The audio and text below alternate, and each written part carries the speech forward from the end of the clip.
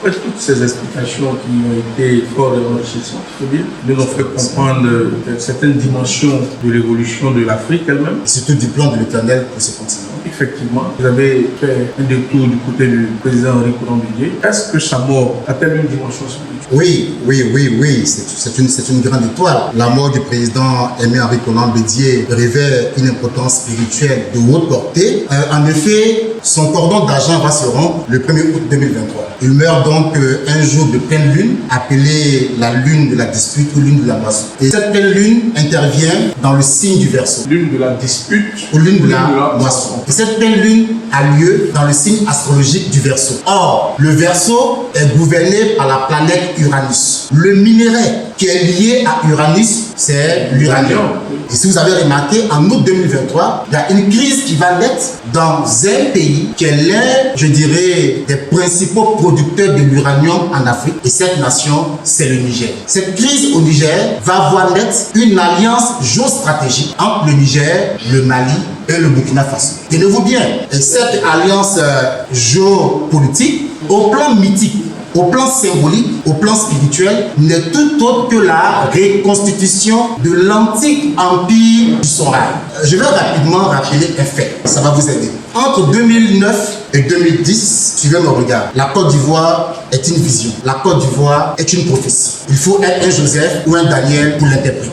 Entre 2009 et 2010, l'Éternel, donc Elohim, m'a fait la grâce d'être porteur d'une révélation prophétique. Et cette révélation prophétique, en son temps baptisée la bataille de Kérina, j'en avais parlé à une personnalité politique qui est aujourd'hui vice-président du Sénat. J'en avais parlé à quelqu'un qui est aujourd'hui ministre dans l'exécutif. J'en avais parlé à 2 parlementaires et à un président d'une fêtière de journalistes qui certainement se reconnaîtra. Et cette révélation dont j'étais porteur, pas l'auteur, dont j'étais porteur, puisque l'auteur c'est l'Éternel, et en tant que porteur de la révélation, cette révélation annonçait en 2009 déjà, début 2010, la confrontation entre 2 rois. L'un serait à l'image de Soundiata Keïta, roi du Mali, l'autre serait à l'image de Soumaoro Kanté, roi du Soso. Et cette confrontation entre ces 2 rois, donc qui annonçait la confrontation entre 2 présidents, devait les conduire à la bataille de Kérina. Et cette bataille de Kérina s'est soldée par la victoire de Soundiata Keïta, roi de l'Empire du Mali, grâce à l'ergot d'un coq.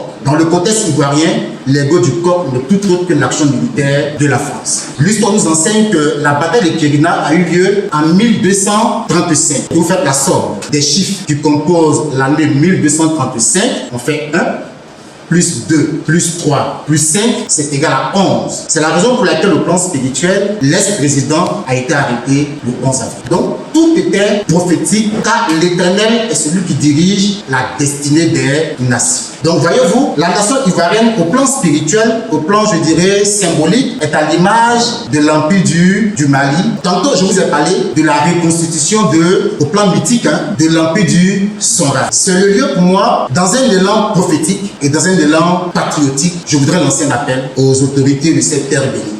Cet appel vise à les encourager, à les exhorter, à préserver de très bons rapports avec les 2 nations qui sont au septentrion de notre pays. Pourquoi? Parce que l'Empire du Songhai naquit après le déclin de l'Empire du Mali suite à l'invasion des Touaregs puis des Almoravides.